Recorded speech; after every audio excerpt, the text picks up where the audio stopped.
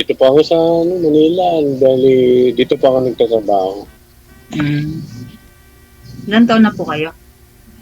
46, hindi ka makapaniwala na binata. Ilan taon? Hindi ka makapaniwala na binata pa. 46 Ah, ma'am. binata ka pa? 46. Ah, 46. Kahit minsan di ka nakapag-asawa? Yes, ma'am. Binatang binata. Yung anak wala. Hmm. Ikaw, ma'am, ilang taon ka na? 43. Dalaga, may anak. Single mom, Byuda. pero may anak. 3. Okay lang yan kung byuda. Mahirap pag may asawa na buhay pa. Wala.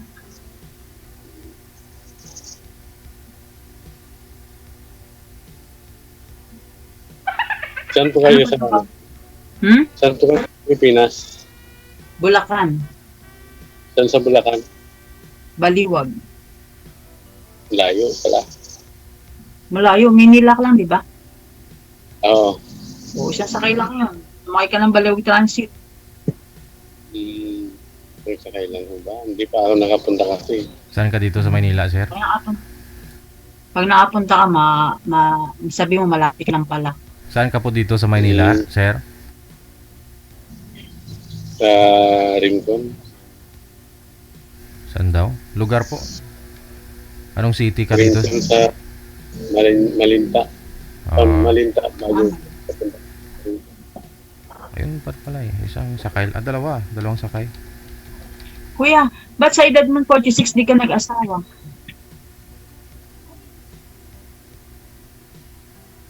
Laging bigo yata siguro, hindi marunong manligaw. Ano po ba trabaho niyo? Bodigero. Bodigero. Magikero? Ito may plastikan. Lakas-lakasan ho yung busis mo, sir. Ano?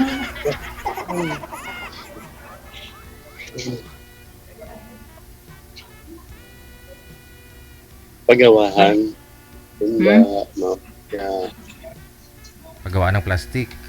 Sa may Malinta. Oo. Saan po ng province niyo? Sa probinsya ko, sa Sinan, Ah, Tabagupan, Panggalatok ka. Panggalatok.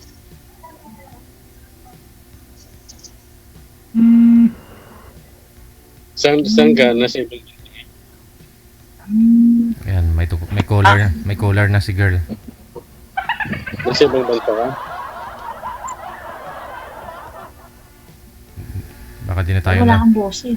Di na tayo maririnig niyan, sir, kasi may tumawag nga po sa kanya.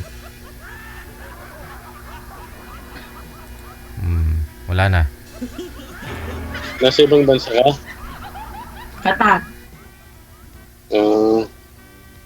Kailan ka pa dyan sa Qatar? 4 years na ako dito. Kailan ka mo babalik bayan? Bala ko sa June. Graduation ng college. Diba? May anak ka na palang magtatapos. Kailangan pa bang makapaghanap ka ng lalaki sa buhay mo? Ano na? Kailangan mo pang may pwede pang manligo sa'yo. Manliligo. Manliligo lang pala eh.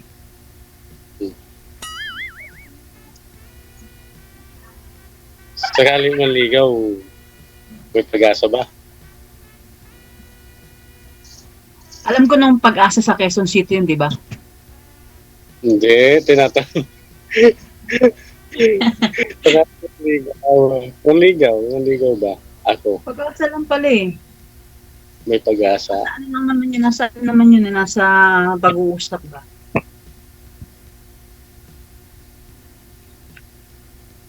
Yung mga nakausap niyo po dito, sir, hindi niyo po ba niligawan? paano ako makapanligaw sa kanila eh. Ang layo gusto nila mapunta ako doon sa Davao. Oh, Eh dadalhin ako, may hanap buhay ako dito sa Pangasinan eh. Pangasinan. Eh, akala ko ba naman sa Malinta ka ngayon? Nasa Malinta may trabaho, may hanap buhay pa doon na pwedeng paghanapan. Yung hanap buhay. Di ba guard ka naman po dyan sa factory? Marami namang mga company doon sa Davao, sir. Ang layo-layo. Ayun. Paano kung pag napunta ako doon, hindi basta-basta makapag-apply agad. Ganun talaga. Tsaga, Mm. binata ka naman sigurado marami ka namang ipon. So kahit tumagal ka pa po bago makapasok sa trabaho, siguro mga naka 8 milyon ka na kasi binata ka, edad po ninyo sa edad mo na yan, di ba? Sana, oh. Million.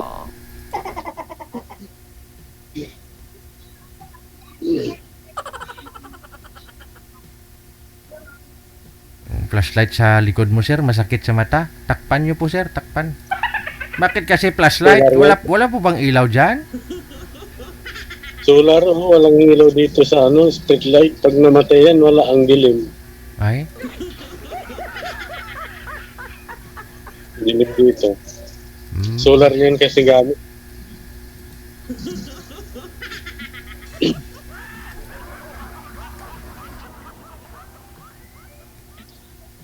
Paano tayo, paano ako manligaw sa nasa Qatar ka pala? Punta ka rito. Paano communication natin yan? Kuya, alam mo ba na tawagan ba? Pag may oras ka, tsaka may, di ba? Pwede ka man dito. Di ba? Maganda mapag-usapan yung kung kailan yung vacant mo, kailan ka pwede, kung kailan ka pwede makausap, kung makapag-usap at ako din. Yung hindi conflict sa oras.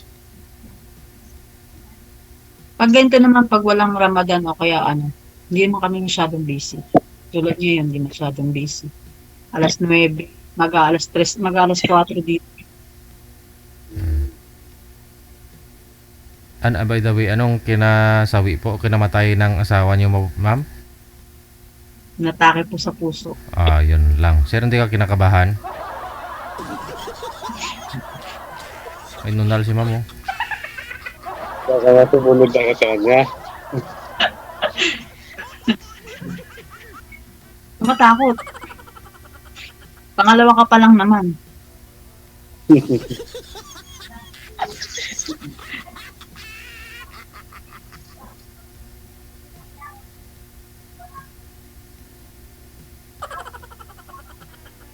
Pero pag dito tayo nag-usap, may pag-asa ba? Habang nandito tayo sa live. Tingnan natin, kuya, tingnan natin.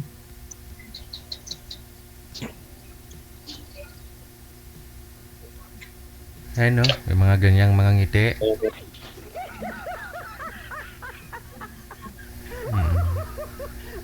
Tingnan natin.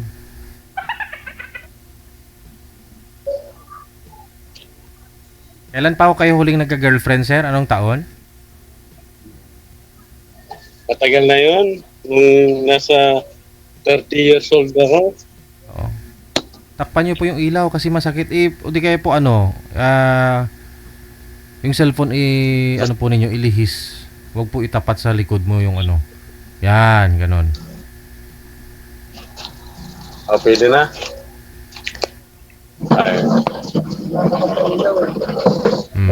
Yan, okay. Nalubat na cellphone ko. Lubat. Agad-agad, lubat na.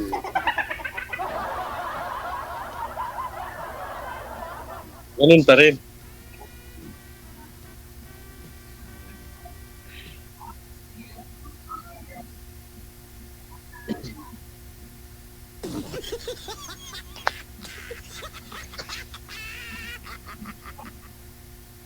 Tanong pa ho, sir. Kung anong hanap ni Sige, girl. tanong ka, kuya, huwag ka mahiya. Mm, may Facebook account ka. Doon na lang Ha? tayo mag-usap. Andyan ka na naman sir, masyado mo minamadali. Mamaya hindi ka na naman kakausapin yan.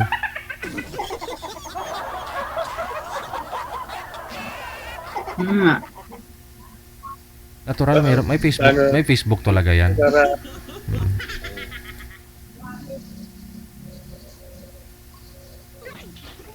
Ano kaya? Baka sabihin ni ma'am, gusto mo na siya private ka agad.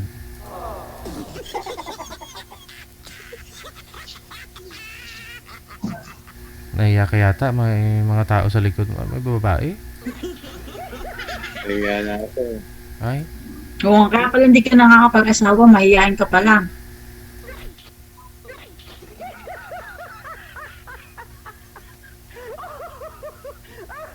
Mm, paano tayo mag-usap yan?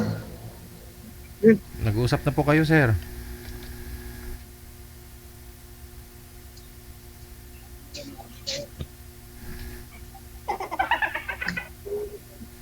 Hindi mapakali si kuya eh. Kuya, nahiya ka ba? Naiya ka? Kuha kang kumot, talokbong mo kaya.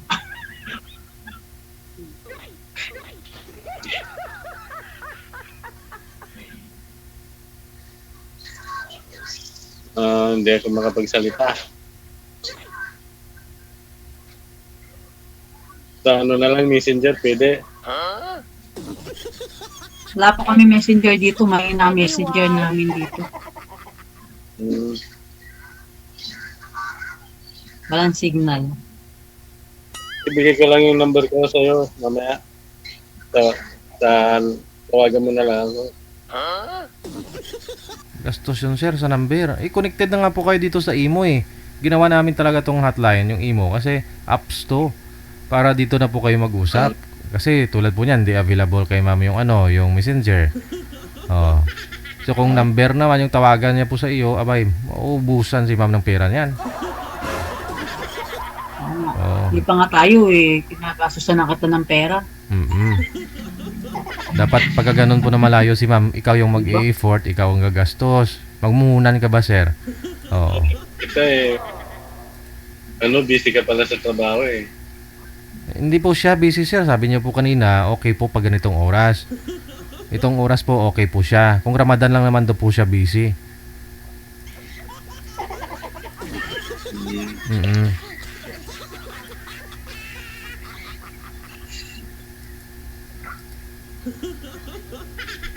Huwag ka na mahiya, sir, para pang ilang join mo na po ito eh. Para Eh, nakausapin ka pa ho ni ma'am sa off-cam. Ganun po yun. Habang naka-live pa ho kayo dito, kunting landi mo naman kay ma'am ba? Ganun.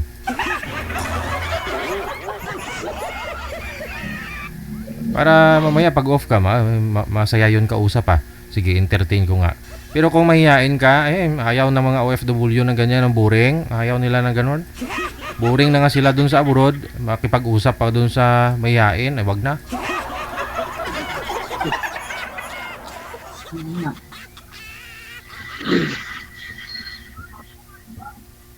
Wala na, si kuya, hawak na lang sa labi. Ay, nako. Kuya, tatanda kang bilang ka niyan. Diyan ka na lang. Hindi, may nakabantay kasi sa likod. Parang, babae nakapula, oh. Ay, nag-yosi. Sino yan?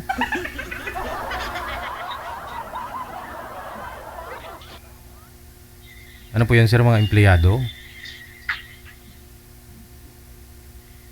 mga empleyado, break time nila eh. Kaya lumalabas nila. Pang umaga kasi sila pang gabi. Plastic yung mga produkto dyan. Tapos, pinapayagan nila mga negrilyo. Kaya pala maraming wangwang dyan palagi sa Valenzuela. Maraming sunog.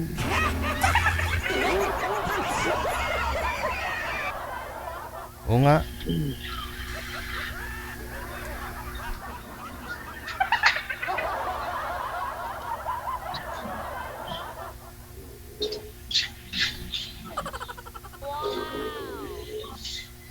E di kung pang-araw ka po sir, tapos ganitong oras, free time ni ma'am, hindi naman daw siya busy.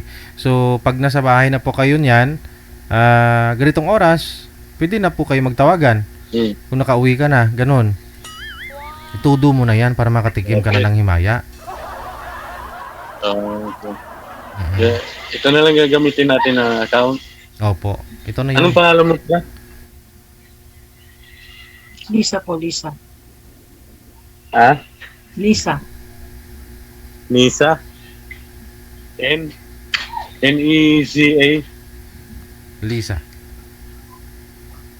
L-I-L-I-Z-A. N-I? L-I.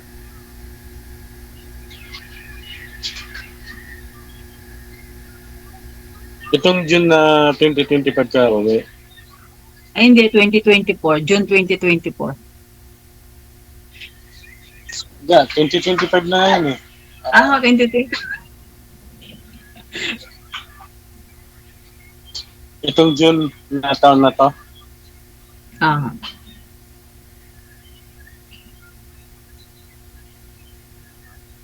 Sige, ikaw bahala kung kailan tayo magkita niyan.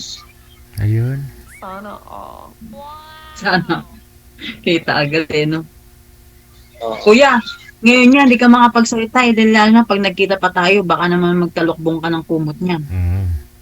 Ha? Sabi ko, ngayon pa lang, di ka makapagsalita. Lalo na pag nagkita tayo. Di ka magtalokbong ka na ng kumot.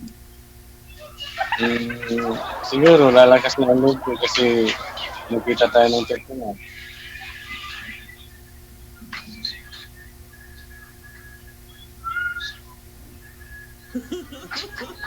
Iyalang ngayon kasi maraming mga tao. Ayun. Para alam nila na may katawagan ka, may nililigawan ka, para hindi ka naman nila sabihan na na may ka, na laon ba sir? Mm.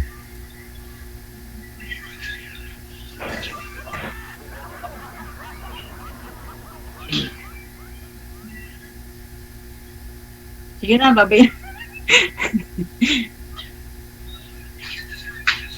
DJ Jesse, thank you po. Salamat po. Babay na po.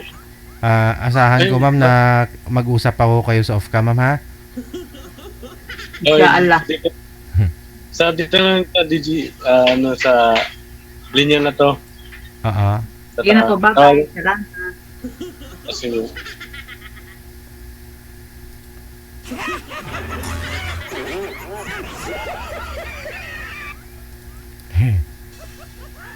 Eddie, wow. DJ Jel